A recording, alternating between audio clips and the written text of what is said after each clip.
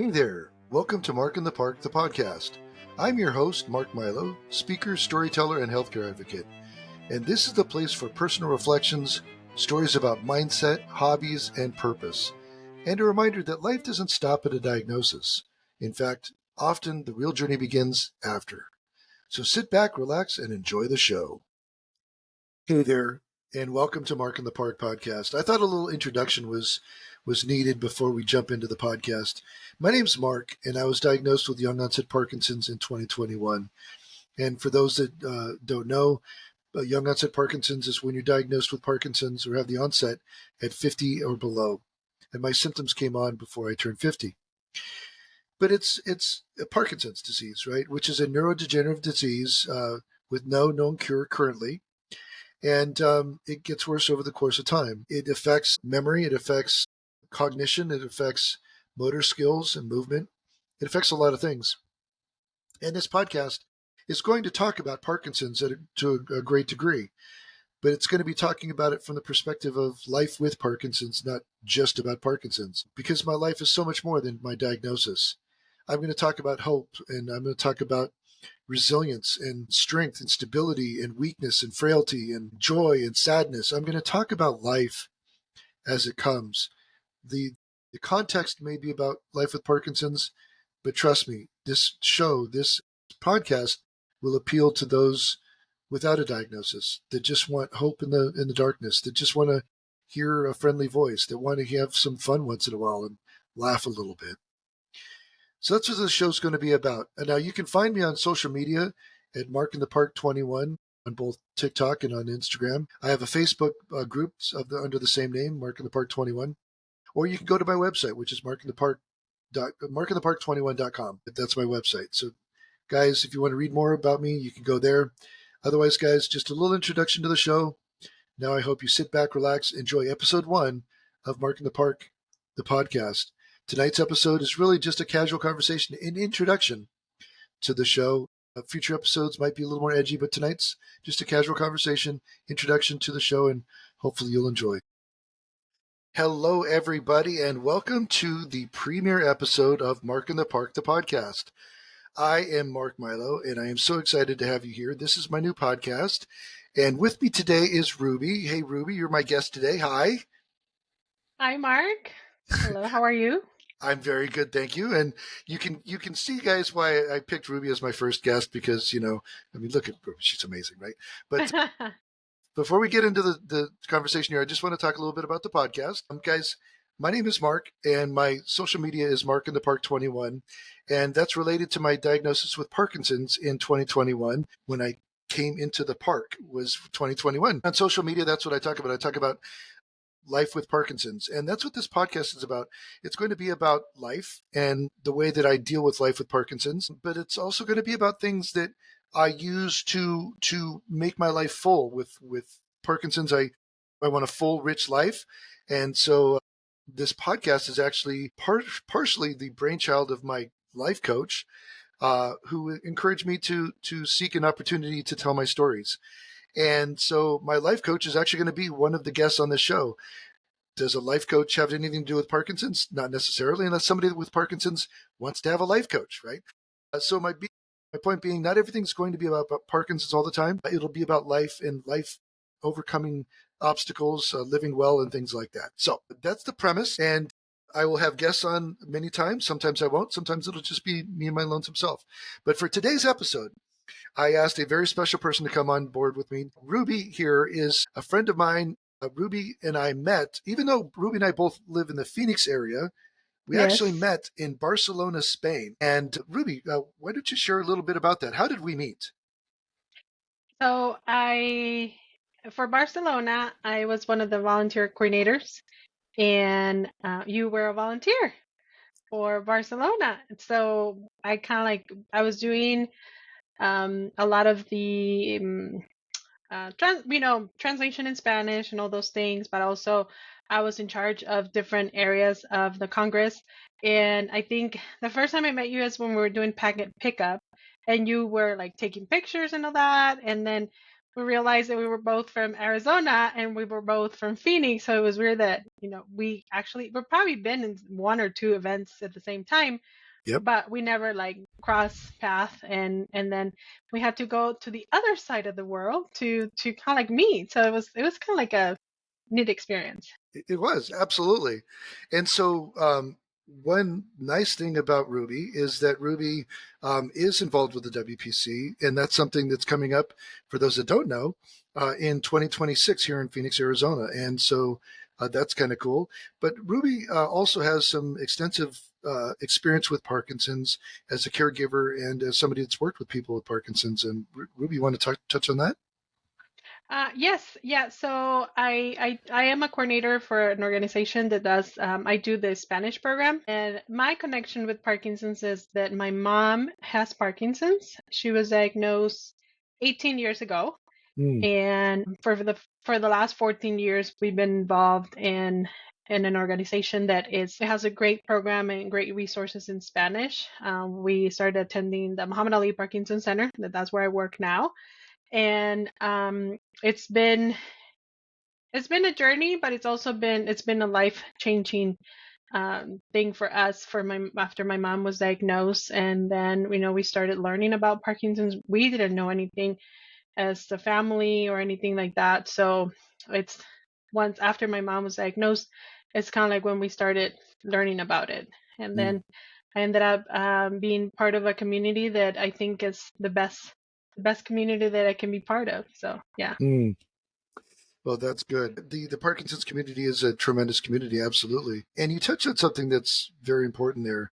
As a caregiver, you really didn't know much about Parkinson's when your mom was diagnosed. And I myself was a caregiver for a time with my grandmother, and I helped care for her for about a year and a half. And even after that, I still didn't know much about Parkinson's because Parkinson's is so complex. And so there's a lot to learn.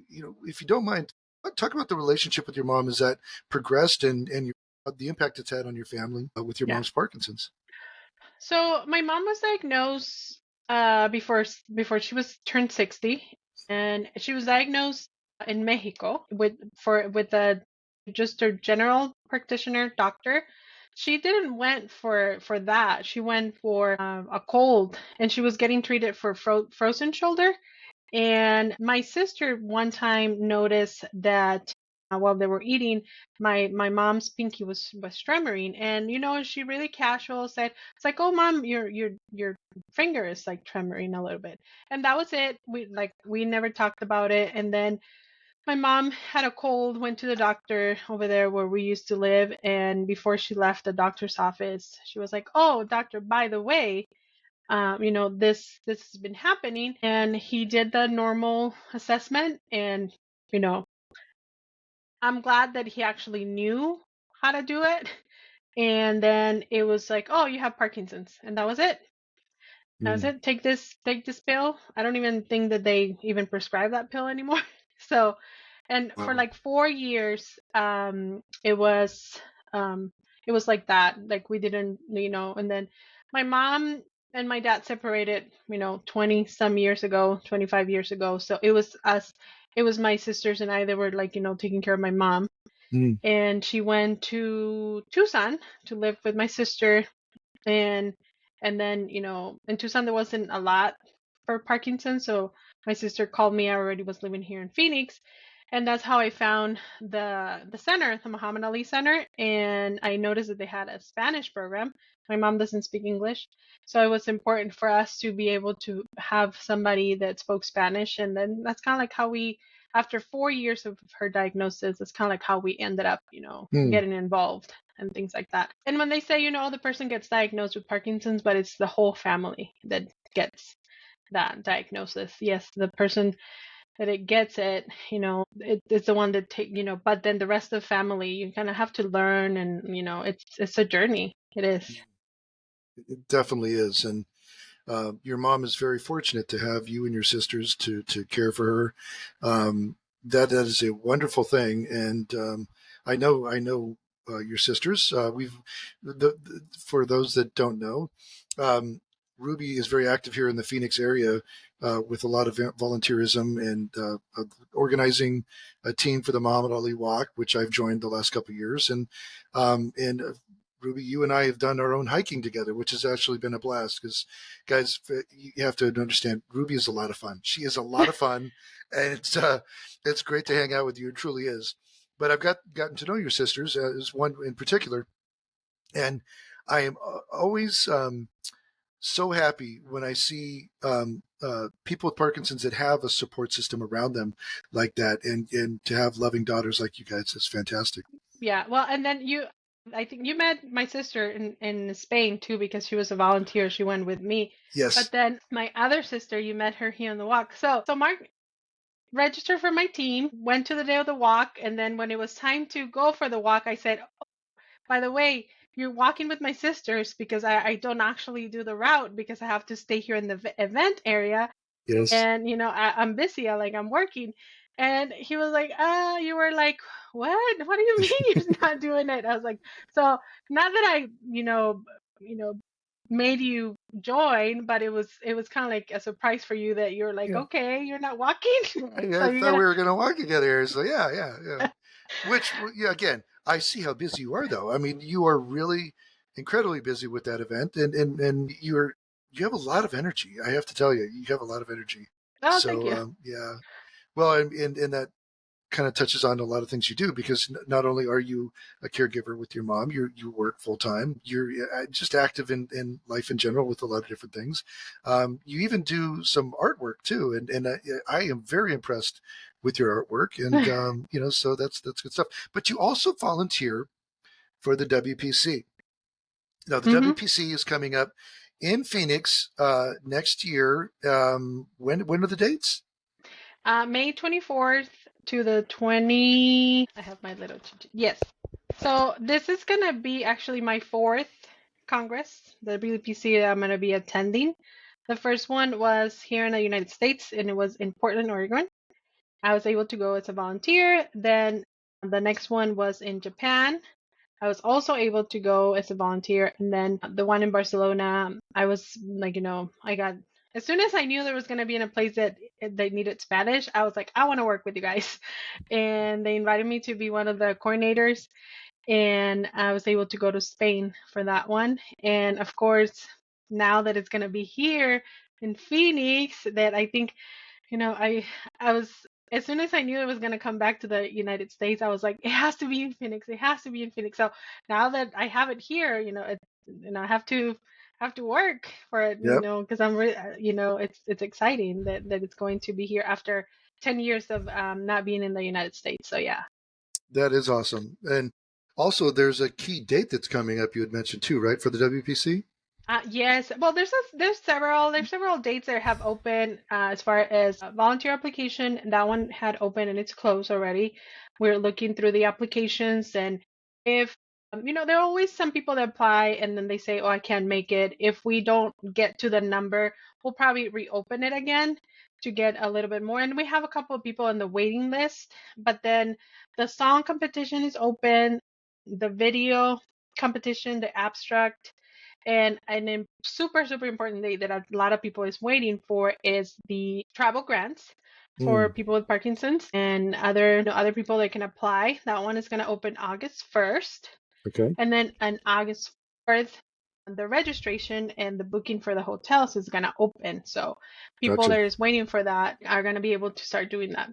Well, and can't they just contact you and say, Ruby, I'm going to sleep on your floor. I'm coming into town. I'm going to be camping out.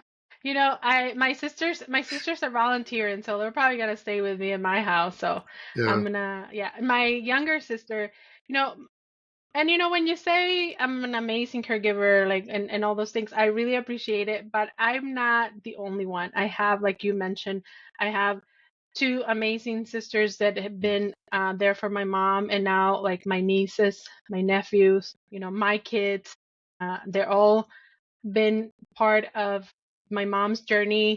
They have grown with her. They have grown with the disease. They've seen, all the things that she has accomplished and the things that, of course, she's losing. but they always really support it. When I have to travel, or my sisters, we always can count on the kids to kind of like be able to stay with her, or like hang out, or things like that. So yeah. Well, and again, I love seeing that because to your point, yes, you are a very good caregiver, but she has more than one very good caregiver. She's very blessed to have all of you in Yeah, her life. That's amazing. yeah, and I'm really excited because like I have a sister that lives in Mexico, and she lived here for a while, and we used to like do things with her as far as like outreach and things like that together. Then she moved, so she comes to like the walk and the conference and like other special events, but she hasn't been able to attend the WPC. So she's gonna volunteer this next year. So I'm really excited that she's also going to be able to participate and see what a great event is. And I already have stuff for work that they're gonna do, so I'm pretty sure that um, they're gonna be excited of the things that I'm gonna have them do and work with me. Nice, nice. Okay, now this is a horrible thing to do to you, Ruby, because Okay. I'm going to introduce one of my segments of the show, which is called Mark My Words, where I give my opinion on something that I want to talk about. And my opinion today has to do with the WPC and volunteering. Okay. Now, I went to Barcelona, Spain, and I volunteered there, and I had a great time. And I did not have a travel grant, so I had to raise the money for my travel myself. And frankly, I could not have attended without being a volunteer, because that helps with the entry cost, which can be significant. But looking back on it, one thing that I thought as I left the conference was, if I could help it, my first WPC, I would not have volunteered. Okay. And I don't mean that to discourage anybody from volunteering, but I really wish I could have experienced the WPC as a non-volunteer, because as a volunteer, you're busy. You're busy a lot. You're bouncing around. You're doing different things, and you have responsibility because you're a volunteer, right? And I really wish I could have done that differently. Now, of course, I could not have done that because the airfare to Barcelona and all the travel expenses, I really had to volunteer to make the whole thing work. But now that this is in Phoenix, just pointing it out. So if you're thinking about being a volunteer, or in that bubble or something, just throwing that out there for people to consider. And again, Ruby, not trying to dissuade people that volunteer with you, but that is something I learned. And something I heard a lot of other people say that were volunteers was, hey, I had a great time. By the way, guys, for everybody, that Ruby is a fantastic volunteer coordinator. She was my boss there. She was only a taskmaster part of the time, but it was a lot of fun, actually. And being with the volunteers was a lot of fun. But you miss out on some things as a volunteer, and that's all I'm saying. So just something to think about in my first edition of Mark My Words. I want you to think about that and consider that for the future. So there you go. That's the first edition. Kind of mild. I'm not getting overboard with my opinion on this one, but it's something I just want people to think about. So there you go. Oh no, yeah, and I agree with you. It's a point. All my WPCs that I have attended, I've been a volunteer. Yeah. But the difference is that for the one in Portland, we had a group of volunteers from here that went. So everybody that it was volunteering was able to go to different talks and take notes or record the session and things like that. So we came back to Arizona. We kind of like had a get together and see what we learned and things like that. And then, but yes, I don't like Barcelona. I don't think that I went to one single talk. I went to the opening ceremony and the closing ceremony, and I think that was it. But for me, that was enough because I did had other people that were going to different talks or different things. So, and then we also had, after we came back, we had a webinar with different organizations and people that went to different things and then say, okay, this is what I learned. So yes, but yes, I probably will say the same. If you're thinking about going to the WPC and you're volunteering, try to coordinate your schedule, because we not like last in Barcelona and next year, we're letting you pick where you want to volunteer. So if there's really like a talk or anything like that you want to listen, once the program is ready and out, you can actually pick that room and stay there. So yeah, it's just kind of like have good planning of it and things like that. And I know sometimes also 20 hours for a volunteer in that, volunteering or a person with Parkinson's, it might be a lot, but you can make it like some in the morning, some in the afternoon and things like that. So we're not going to ask you to work 5 hours like straight if you're not able to do that. We're not there to do that to the people. So yeah, and I was looking at the application that we use, the volunteer local, and it tells you how many hours everybody volunteer, and I think mine is like 100 and something. I don't know. Yeah, that does not surprise me at all.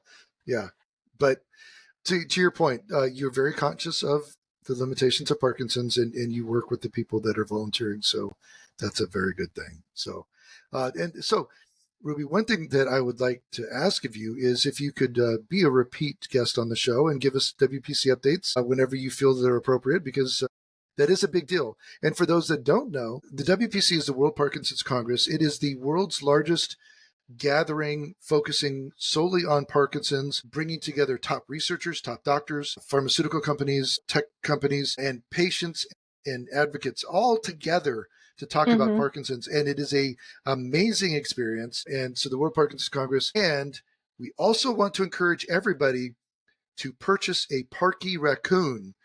Now, because Parky raccoon is a lot of fun, a little raccoon mascot of the WPC, and I had a lot of fun with Parky. Took photos with him and things like that as I was traveling. He was my travel buddy, in the sea with me, whatnot. But I have some photographs of myself walking around Phoenix and doing walks and stuff with Parky raccoon, and you were there with me. And if I can find a way to slip in a photograph over this before I produce it, I might just do that, because Parky raccoon, world famous, and he'll be here in Phoenix for the WPCs. Encouraging everybody. There you go. Here it is. Is that the new sweater for the? Phoenix. Okay. Yep. I have to get mine. And Parky actually hangs out with me sometimes. So, he is easily available for me. Yeah. So, and if that doesn't show how special you are, Ruby, I mean, I don't know what does. So, yeah. Yes, you have connections. You've got pull. I'm just saying. So yeah. So, but yeah, absolutely. So I'm really excited about that. And yeah, Ruby, as we get closer and more announcements need to be made, or you want to give an update, I'll have you back on the show whenever I can. And you are my buddy. Anytime I can hang out with you is going to be a fun time, because we just have a good time together. So Ruby, thank you so much. And I think you mentioned earlier about we have done some hikes. You actually went with us and my sisters one time too. So I remember the day that we went hiking. I've never done that trail either. So I didn't know, I didn't know how hard it was going to be. No, I did. I went with my sisters and then I said, I think it was backwards. I went with you first. So, yes. And it was the first time for me to do that specific trail. I didn't know how hard it was or anything like that. But I made sure that, that you were fine, like to continue. And, a couple after like one or I think a mile and a half, 2 miles or 2 miles, you're like, okay, I need to keep my energy to go back. And, we turned around and we went back, but we had fun. It was an activity that we did, in the open, and it was cool. The weather was perfect and it was nice. So it was a nice thing to do. Yes. Absolutely. Now, I'm glad you brought that up too, because that was interesting, because I had talked to a lot of people. I work with a lot of people that hike a lot. I have a lot of coworkers that hike a lot. And whenever I mentioned that trail, they were like, oh yeah, that's not hard to do at all. You'll be fine. You'll be fine. You'll be fine. So we did the hike. But first I want to back up. I just wanted to back up and cover part of the story that you conveniently passed by. The hike was coming up, Ruby, and I was like, you said, where do you want to go? And I said, I'm really busy this week. I don't have time to choose. Can you just pick where we go? And you said, sure, right? And so right before we met together the night before, 2 nights before, you said, hey, I picked this place with you in mind. So we're going to go on this hike right here. And the name of the hiking path was what? Fat Man's Path, right? So I was like, Ruby, got it. Okay. So I actually did it because it said it was moderate. No, you need to put your little sound like thing about that. No, I'm kidding. I'm kidding, but not kidding. But no, it was a good time. We had, we always have a good time with you. You're amazing. But why I want to focus on that hike is because everybody said, yeah, it's not that hard. And to those looking at the hike, it's really not. But for those with Parkinson's, here's the deal. It was not paved. It was rock most of the way up, but all the rock was uneven. And I Mm-hmm. have balance issues. And it was so exhausting just walking up the path because with every step, I was trying to maintain my balance. And after a while, it got so exhausting. Like you said, we got right before the 2 mile mark, and I was like, I need to turn around and go back because I have to make sure I have enough energy to go back down, right? And so, and again, that's the wonder and the beauty of hiking with somebody like you, Ruby, that understands Parkinson's because your connection with it, you understand. And you were like, sure, let's do it. Actually, I think it was like at a mile, 1 3/4 miles. I was like, I want to turn around. You were like, no, we're going to get to 2 miles. And so Yeah. we went forward ahead, got to 2 miles, and we turned around, which was great. But I had to laugh because coming down for me was almost as well, maybe even harder than going up because of the whole balance issue. And there were so many people on the trail. I don't know if you remember this, but we Mm-hmm. had a whole cluster of people from GCU, Grand Canyon University, that coming up and like barging on through, and we were like, "Lopes up, yeah," and all that stuff. So good time. But yeah, so I love that though because that experience when I went back to work, I was telling them, yeah, that hiking trail it shows as like mild to moderate, but for somebody with Parkinson's, it was a little bit more ratcheted up, or anybody with balance issues doesn't have to be Parkinson's, right? So And then yeah, I think my sisters and I did it the following weekend or like a couple of weeks after, and yeah. we were struggling. Like what I didn't tell you, Mark, is that I also wanted it to go back, but I didn't want to be the first one to say it. Well, thank you. That makes you feel good. That it Yeah. really does. Like that happened to me when I went to Japan too. I traveled with another volunteer, and she was like, in her late 60s. She's a great, great traveling partner. I love her. Mhm. And she's also a caregiver. And we stayed a couple of days more to like, sightseeing and all that. So, and we went to that place where you have to like go up a bunch of steps, and it has a lot of I don't know, like something. And we were like, okay, we're gonna do this. I think it's like 10,000 steps. Wow. And we were kind of like halfway, and then I was like, okay, do we keep going? It's like, yes. Okay. Like, okay. And I thought she was gonna be like, Ruby, no, I cannot, I cannot continue because she was older. And no, we went all the way up, and then at the end that happens. Like, I was waiting for you to say something. It's just like I was waiting for you to say something. So we good thing we didn't because it was a great experience. We ended up going all the way to the top, and it was great. So yeah. Nice, nice. Well, and for those that don't know, the Phoenix area does have a lot of hiking trails, and that's one beautiful thing about living here. The only unfortunate thing is that they're only accessible when the weather's not too hot, and right now we're in that time of year where hiking probably not the Yeah. best idea for unless you're really early in the morning, kind of Yeah. thing. So yeah, Yes, and I think for May for the Congress, it's not going to be as bad that if people want to do that if they do it early in the morning. But there's a lot of other activities. We have the Congress is going to be in the convention center really close to the shade field, like baseball, and a couple museums and things like that. So there's more activities they're going to be able to do, like indoors or like the right, botanical garden in the afternoon and things like that. So yeah, I'm really excited that we're going to be able to showcase our city. yeah. It is a lot of cacti and a lot of mountains and all those things. So, but I think it's great. Whoever is able to experience a sunset here in Arizona, it's lucky to do that because we have one of the beautiful ones like that I've seen. To that point, I've lived in the Southwest for most of my life, and Arizona and New Mexico, two states that have just gorgeous sunsets. They're just amazing. And Yeah. as far as the WPC goes, there's rumors that there will be a Parkinson's party bus going around. I'm just saying, somebody mentioned a party bus with a disco ball and a bunch of people with Parkinson's, and maybe even alcohol. Who knows? And this, by the way, that is not sanctioned by the WPC. I'm just saying during that time frame, there's rumors that there might be something like that going on. And when the Well, WPC, let me know.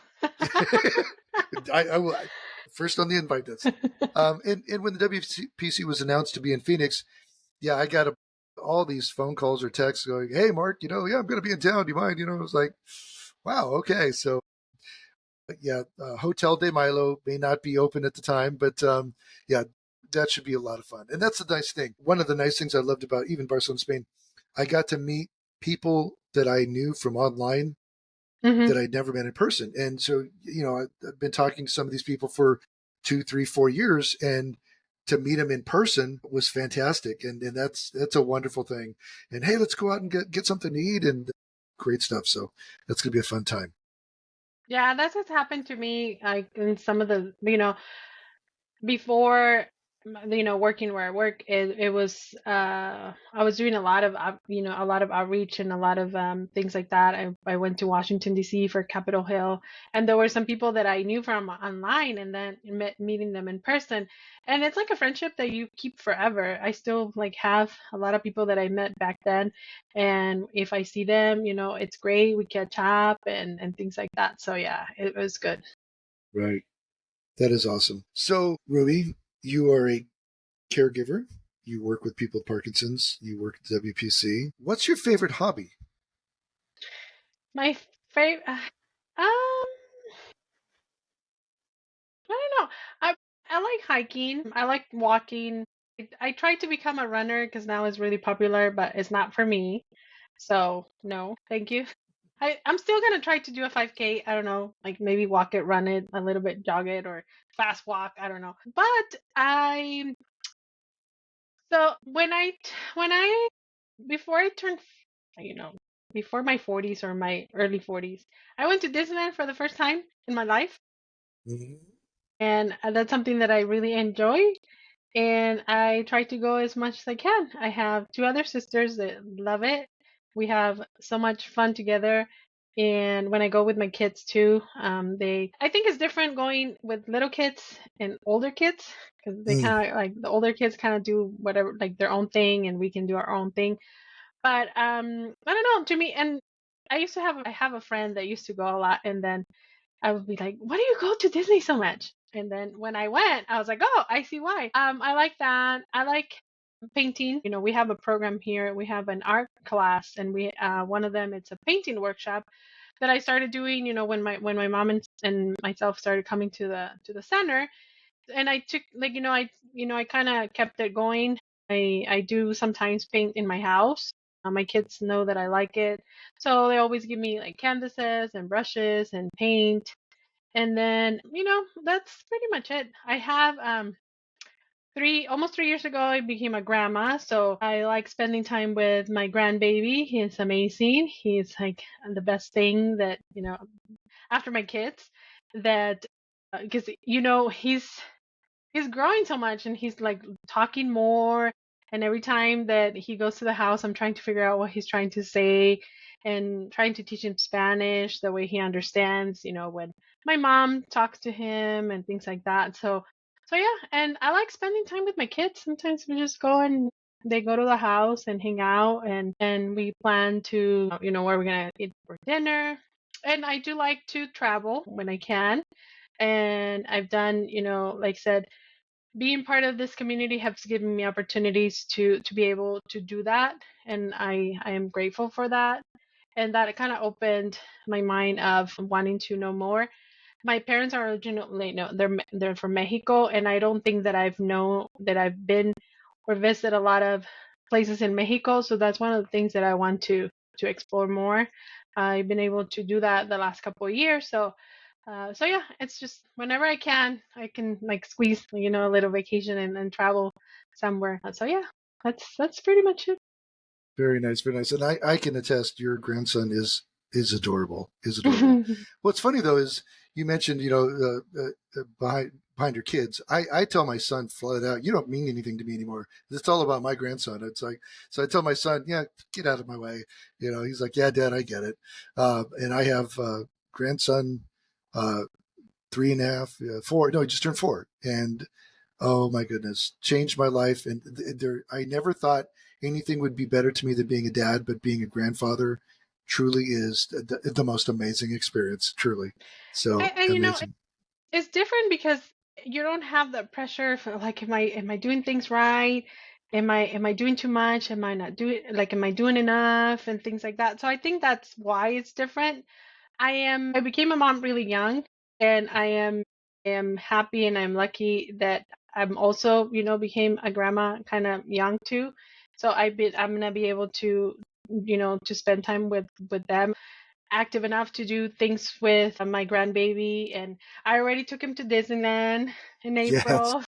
So yeah, it was fun for us, and just looking at his face, like seeing everything and him being on the floor on the line, asking a 2.5-year-old to stay on the line for 45 minutes, it's a lot. So yeah, it we had our is. moments, but it was great. It was amazing. Good, good. Hopefully, well, like they give me another one. I don't know. We'll see. Hopefully they give you another. Yes. How many do you want? Do you want a whole gaggle of grandchildren? No, I think if I don't know, as many as they want to have, I'll be okay. But I don't. I'm not gonna put a number in there because it's their decision. Yeah. Whatever it is, I'm gonna be happy. And if it's just the one, I'm gonna be happy too. It's You, gonna be great. yeah, you're not going to pressure them. Oh That's no, that's no, good. no, no. Where I'm shameless, I'm like, come on, come on. I want another grandkid now. Well, maybe I'll pressure them for a girl. That's it. Okay, there you go. Yeah, But yeah, absolutely. that. I too want a granddaughter as well. So, okay. So Disneyland, by the way, happens to be a place where they honor a lot of educators and teachers. I didn't know if you know that. One of my best friends was actually honored in a parade in downtown Disneyland for being one of the top teachers in California a number of years ago. Just an amazing place and honoring teachers to do some wonderful stuff. But I saw an interesting article in the news the other day about a teacher, and I thought it was kind of interesting. They talked about this teacher that, well, she would never pass gas in public, so they called her a private tutor. So yeah, that was my little hold on. There we go. That There took you way too go. long. Way too long. I'll work on that next time. But anyways, it's so yeah, a teacher that does not pass gas in public is a private tutor. Anyway, so yeah, so with that, I love my dad jokes. I love my dad jokes. Yeah. So with that, we've come to that part of the show. There's another special edition of the show right now. It's called Get to the Chopper. Get to the chopper! Okay, and Get to the Chopper is we're about to end the show. We're at the rally point. We're ready for exfil, and we're going to get on the chopper, and we're looking back on the show, and we talk about something that we want to take away from today's episode. So for me, my biggest takeaway was that I got to have my very special friend Ruby as my first guest on the show.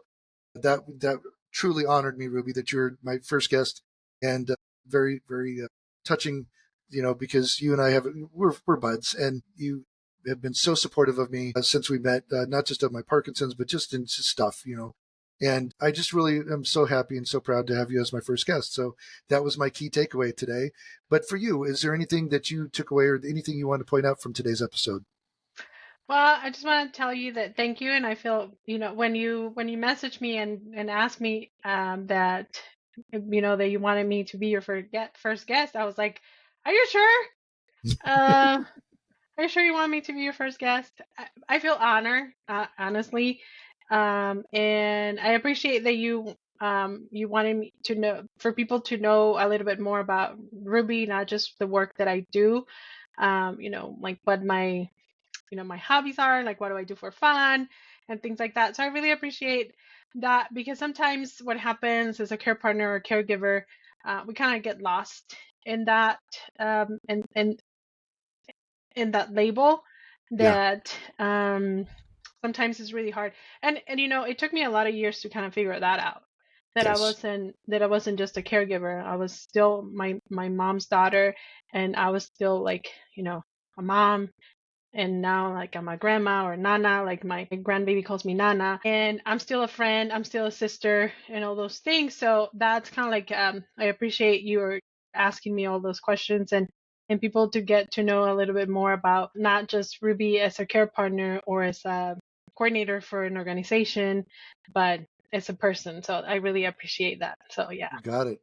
And actually, that's a very good point. I am very big on talking about caregivers and caregiver care. To your point, caregivers aren't just caregivers; they're people, and they have lives. And we oftentimes miss that. And I am a volunteer for the Parkinson's Foundation, what they call the PPAC committee, and one of the things we talk about with that committee is just the need for more focus and emphasis on care for caregivers. And so thank you for bringing that up, Rudy. That's a fantastic point. I want you to come back again. You are going to be one of my repeat customers here, if you don't mind, because Of I will course, definitely. anytime. Awesome. Okay. Well, cool. With that, I guess we should wind up the show. This has been the first and premiere episode of Mark in the Park, the podcast. And all of our social media is going to be on the show notes. And you can reach me through my website, which is Mark in the Park. And I just want to thank everybody for listening. I really do. There's a lot of choices for podcasts out there, a lot of people wanting your time and attention.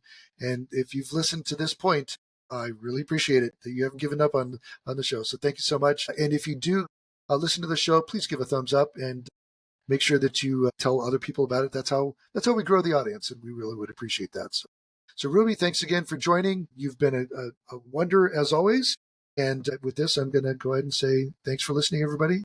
And we'll till next time. Thank you. Thanks for joining me on this edition of Mark in the Park, the podcast.